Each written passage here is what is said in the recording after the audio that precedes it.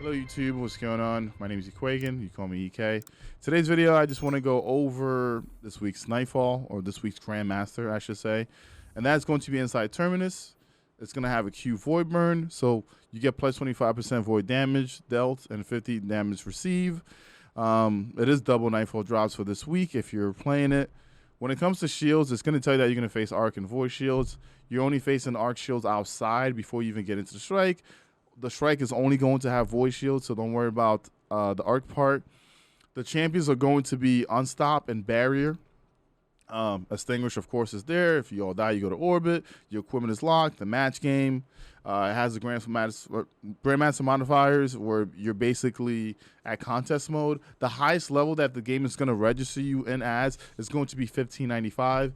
If you're 16, 15 or 16, 17 like myself or Mr. Stump here, no matter what, you're going to be at 1595. The light level that the minimum required to go in is going to be 1580. But remember, if you're going in there at 1580, you're going to be 40 levels under. The best thing is to maybe be at like a 1590, 1591, because then you're 30 under, and that's not that bad.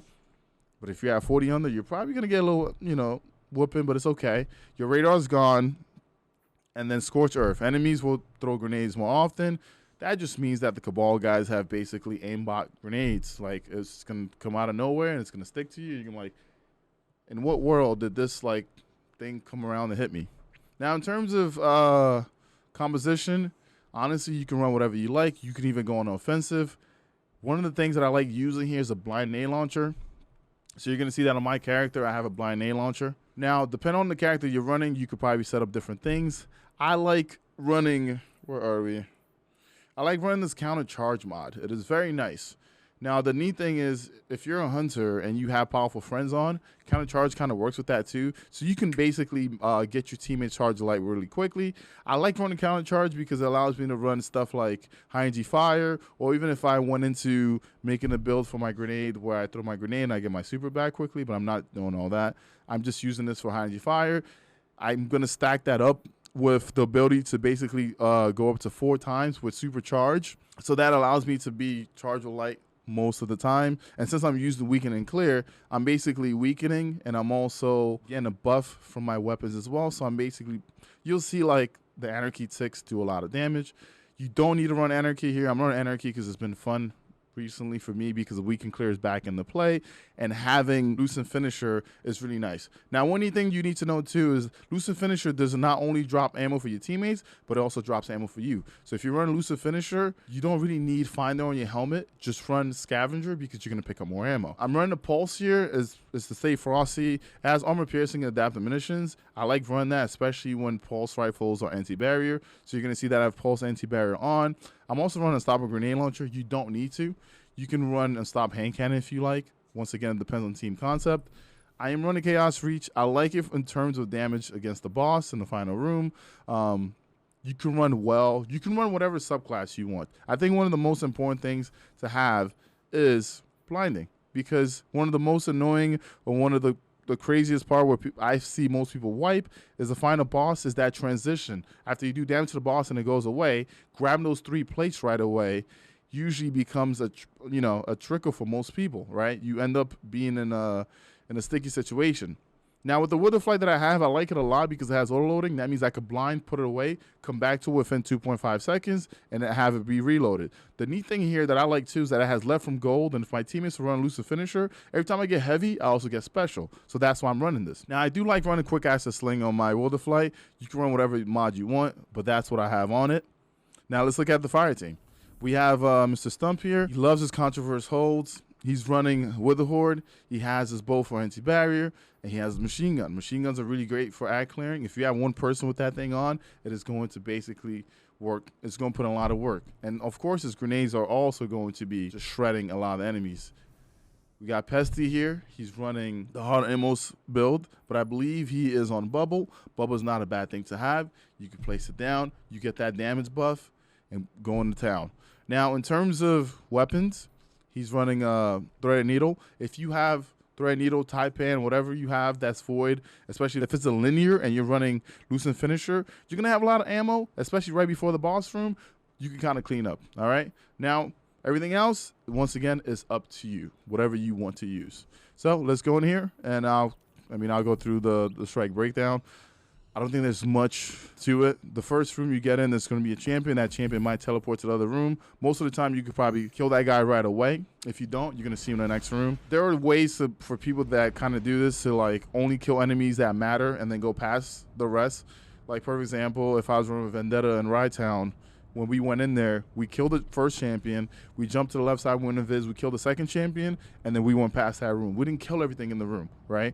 It was more like kill what's needed, and then you kind of go ahead about it.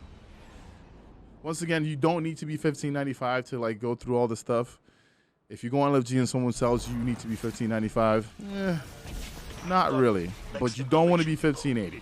Most of the time, you can sparrow through here and be safe. You can also use the top route if you want to. I normally like show the top route in like past videos, but the game and the enemies that have been put there have slightly been, I don't know, they haven't been, I don't know, aggressive or been shooting at me recently, so it's fine. All right, so this is what I was talking about. This fella here, he normally likes to teleport. So after the first break, if you don't kill this guy, he will leave you. But boom, he's out of the way. And you're gonna have a Minotaur spamming. If you're using blinding, they're all blind. He's gonna back up. Here goes the next champion. I'm only playing one Anarchy because he's gonna die. Yeah, he's gonna die. Hey, buddy, how's it going? I'm gonna look this way. Arxo might kill that guy too. Arxo, don't do it. All right, boom. That room is pretty chill. Just take your time. Take out what you need to. If you need to take out the miners before attacking the champions, you can. Once again, I'm a huge fan of blinding, especially if you come around this corner, you have all these guys here. You blind these guys out of your way, then take them out. You can kind of do the same thing to anything that comes from this side as well.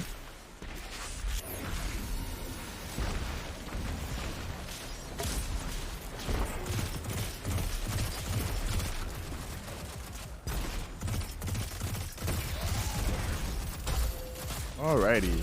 Ooh, he might die. Ooh, he's getting cooked. Anarchy sucks. I mean, no, I lied. Anarchy's pretty good. Now, with the next area, there's a way that you can get on the plates, and the ads won't rush the people that are on the plate. Then there's a spot that you can go up just to stand on, and the ads will come out and look at you. And as long as you don't shoot them, they're not going to bother you. And what I mean by this is, boss is going to come in, boss is going to leave. You're going to see that stump is going to jump to that corner right there. As long as we don't shoot these ads, they're not going to bother us. Pesty and I can just chill here. Pesty! Anyways, I made it. Did you know about this? You could probably check it out.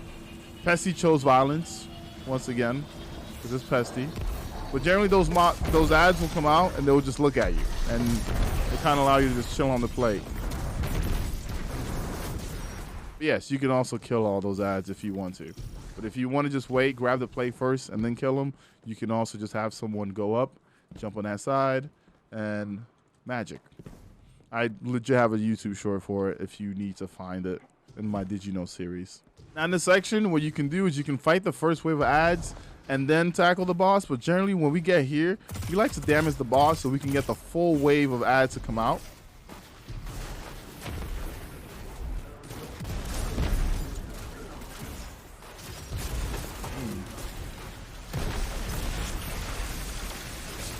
Oh, he's running. He is running. And he's back. And I have to reload.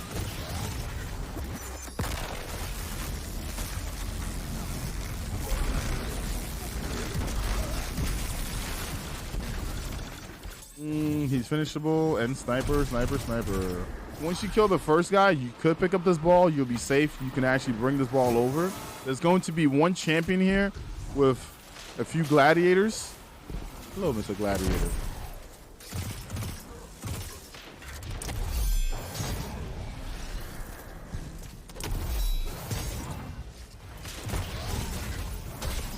That guy's good to go. One neat thing that you can do is you can spawn trap the portals to see exactly where the champions are going to come out of. Normally in mid, there's going to be one barrier and an unstop that drop down. Now, if you get lucky enough, you can get the second barrier out of one of these portals here. So generally, you can see Stump is at a portal and Pessy's going up to another one. Because if you can kill that guy right away, you don't have to deal with him later. Okay, we didn't get a champion. Maybe Pessy got one. No, Pessy also didn't get a champion. That means both champions were on the other side. There's a champion that just jumped up to you, Pessy?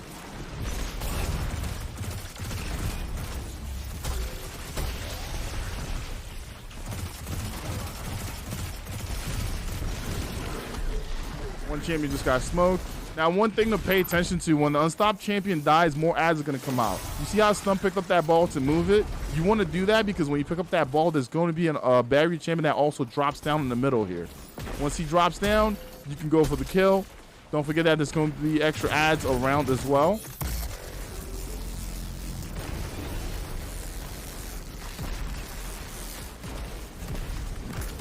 Hey, buddy.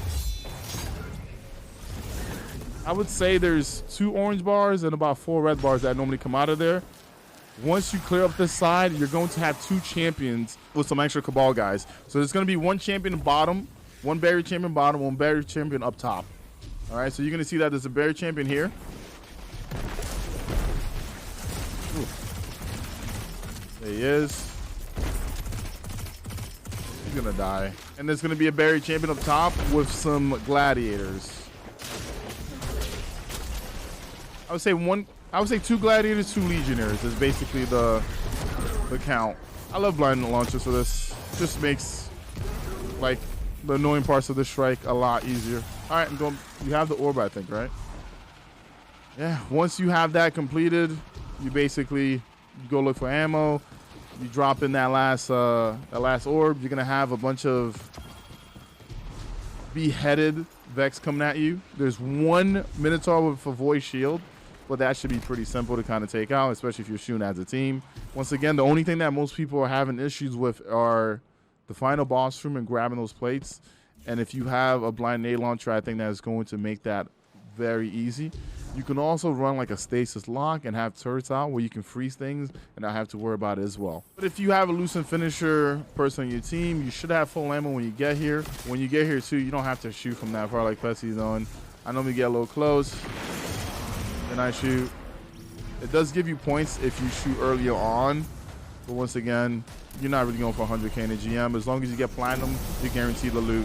So initially, we grab the first plate. Boss will come out. We're gonna go for damage. Don't want to be on the plate after you grab it. The reason why I say you don't want to be on the plate after you grab it is this: when you're trying to run away, there are these ledges, and they're gonna keep you in there. So most of the time, I tell people not to stay on the plate. I mean, this guy wants to fight me. Now the boss is gone. As soon as the boss is gone, you want to spread out and get on the plates as fast as possible.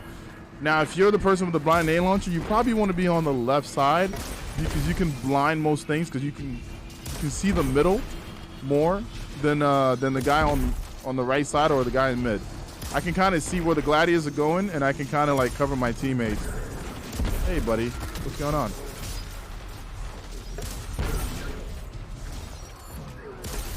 Boom. Once you do that, you kind of made the hardest transition in this strike pretty simple. If you have a turret, if you have a hunter tether maybe, you can also put a tether in that middle area just to keep... Oh man, this guy really wants to kill you, Bessie. Alright, I just blinded myself. It was beautiful. Let me just put a... There it is.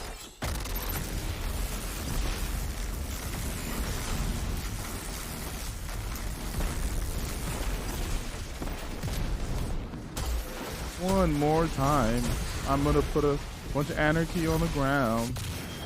Oh yeah,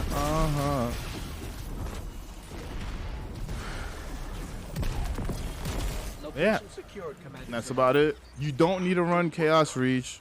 You don't need to run Nova Bomb. You don't need to run anything, right? The one annoying thing for most folks are going to be the transition to grab the plates while the ads are coming out. If you have at least one person with blind and name launcher on your team.